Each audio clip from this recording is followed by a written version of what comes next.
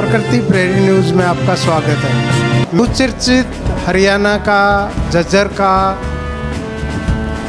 Haryana police का एक encounter आजकल चर्चा का विषय बना हुआ है। आइए जानते हैं कि एनकाउंटर कितना सच्चा कितना झूठा। झज्जर पुलिस ने पिछले कुछ दिनों से एक एनकाउंटर चर्चा का विषय बना हुआ है, जिसमें आरोप प्रत्यारोप का जोर चल रहा है।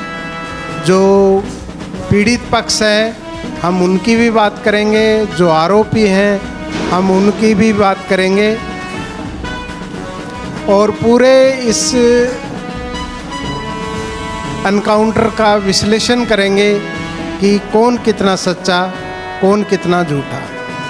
कहानी की शुरुआत होती है पंकज अहलावत नाम के एक आदमी से, जो कि डिगल गांव के रहने वाले हैं, बिजनेसमैन हैं।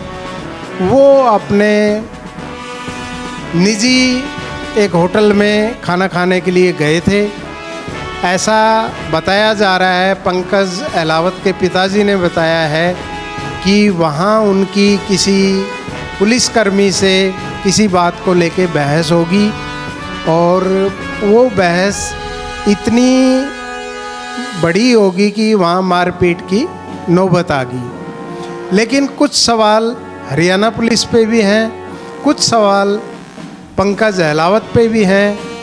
तो इन सब चीज़ों का विश्लेषण करते हुए जब वो उनकी बहस होती है किसी बात को लेके, तो पंकज अहलावत का आरोप कुछ और है और जो हरियाणा पुलिस के एसआई हैं उनका आरोप कुछ और है।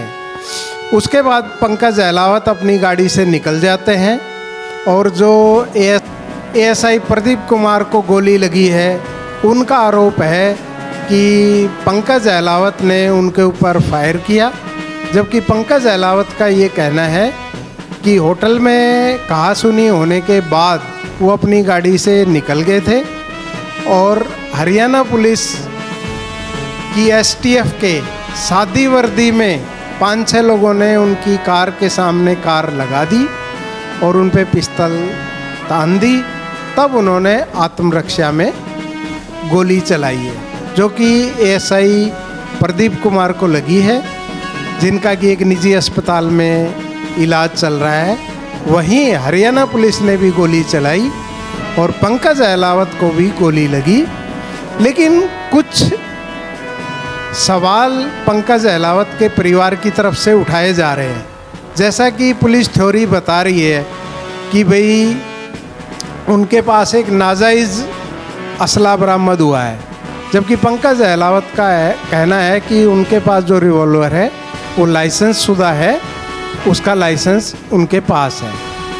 पुलिस की थ्योरी में और पंकज अहलावत के परिवार की थ्योरी में काफ़ी कुछ अलग अलग चीज़ें हैं। जैसे कि पंकज अहलावत के पिता का आरोप है कि अगर पुलिस को कोई गुप्त सूचना मिली थी तो क्या पुलिस ने रोजनामचे में दर्ज की थी, क्या पुलिस ने रवानगी की थी।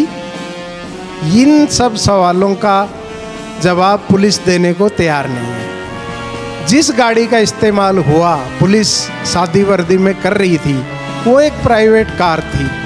प्राइवेट कार कहाँ से आई, किसने उसका भुगतान किया, और जो एसटीएफ के 5-6 जवान थे, ना तो उनके पास आई कार्ड था, ना उनके पास कोई सरकारी गाड़ी थी।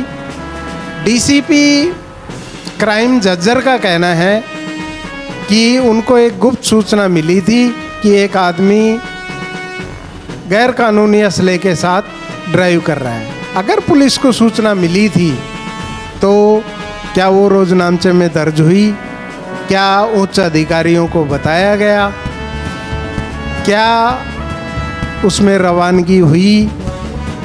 हरियाणा पुलिस की एसटीएफ का ही नहीं, पूरे देश की एसटीएफ का ये बिल्कुल गैर कानूनी तरीके से बर्ताव है कि वो प्राइवेट व्हीकल्स का इस्तेमाल करते हैं, वर्दी नहीं पहनते हैं। अब आदमी को कैसे पता चलेगा कि कौन पुलिस है, कौन सिविल है? और ऐसा हो नहीं सकता कि कोई आदमी बिना वजह के पुलिस पे या किसी अनजान व्यक्ति पे फायर करेगा। क्यों करेगा फायर?